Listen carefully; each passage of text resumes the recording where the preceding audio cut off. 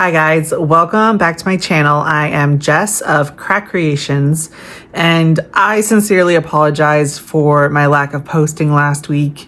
Between multi-day migraines and a weird illness in my nose and then hand pain, I just wasn't feeling the recording. So I apologize, but I'm back. And this week, we're just gonna do another what I made this week. I'm not at my full potential yet, but I am building back up to the capacity at which that I could just bang out products nonstop and just build my inventory. So I did a little math. I don't have exact numbers right now, but based on how many days are left until my first con this year, I think I have like 70 days left. And my goal is to bring at least 10K worth of product, which is a lot, especially if you have a bunch of little things. It takes a lot of them to get to those big numbers. But I want to be prepared this year. I'm very slow at getting to that point, but I think the maths out to be, I have to average roughly $200 in product a day. 5 out of 7 days a week, I need to average about $200. Which is completely doable, but it's just getting started. All right, so let's get started, see what I made this week.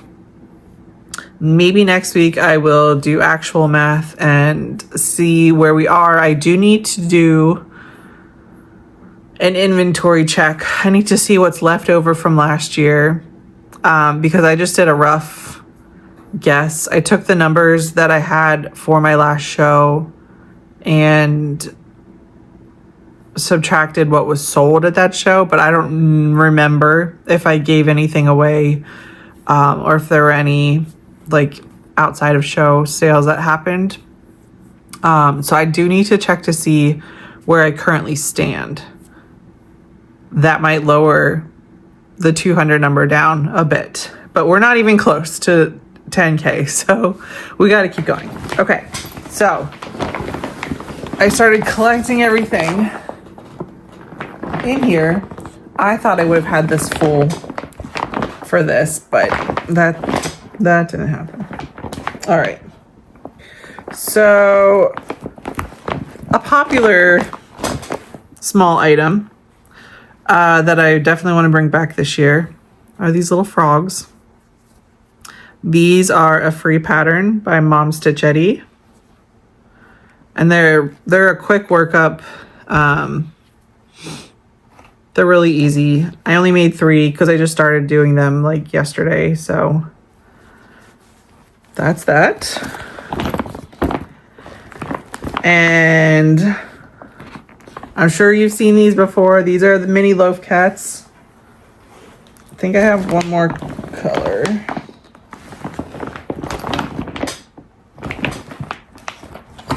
Maybe not. I did a third color, but I ran out. I made 15 of these guys. So I have a whole bunch of mini loaf cats. I think I want to shoot for about 50 of them. I want to see how many I can get done with yarn I already have.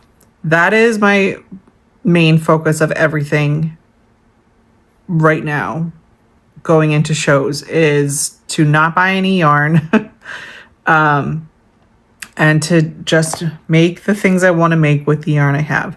I do have plenty of cat yarn that I can still use, so I can get at least in the 30s, maybe 40s with what I have. But that's That's a quick one. That's an easy one. That's a popular one. People like the loaf cats. I did make more pickles. I think I have 3, 2, and my favorite color, 3. I have 3 pickles. Hopefully they do well. I've never really, the only time I really had these guys was at Pickle Fest last year. And they were very popular at Pickle Fest. They were very popular compared to my bigger ones that I call emotional support pickles. They have faces on them and they come with like a little card. But people wanted these guys probably because of their price point. I only mark them at $10. But yeah, I definitely didn't make enough of these for Pickle Fest. But I'm racking them up now. All right. I don't have too much variety to show you, so this is probably going to be a very short video, which really sucks. I really want to give you guys good content, but I'm not doing much these days, so silly hands. What do you think of these? These are fun. These are easy. These are very attracting to customers.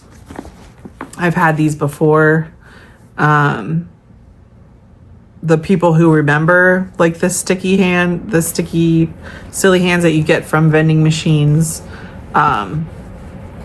it like brings back that memory to them. And then their kids are like, what are you talking about? We just want to hit people with these. So it's fun for the whole family. And Michelle, I know you're watching. They're less, I stuffed them a little bit less. These aren't as solid as my ones from last year. They're still pretty stuffed because I'm me and I'm a firm stuffer, but I don't think these will do as much damage. This is the only size I'm going to do. Last year I did 3 sizes.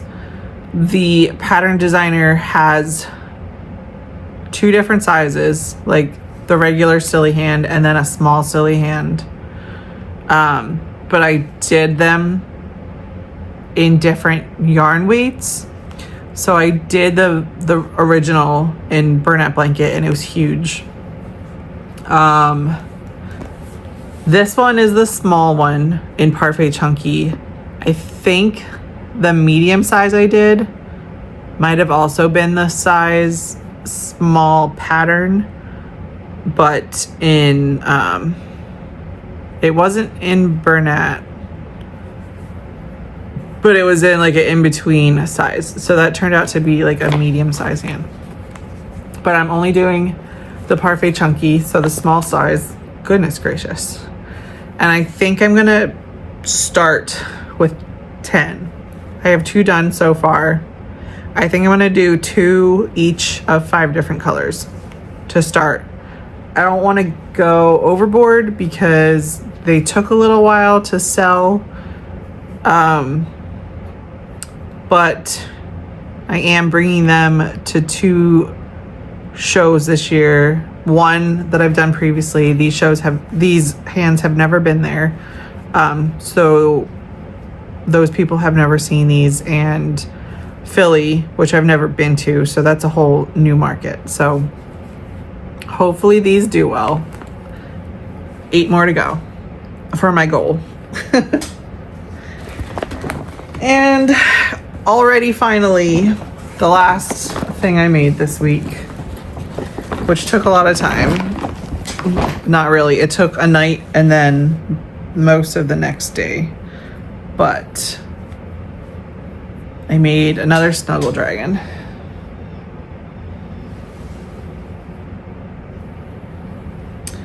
Avian sent me these massive eyes.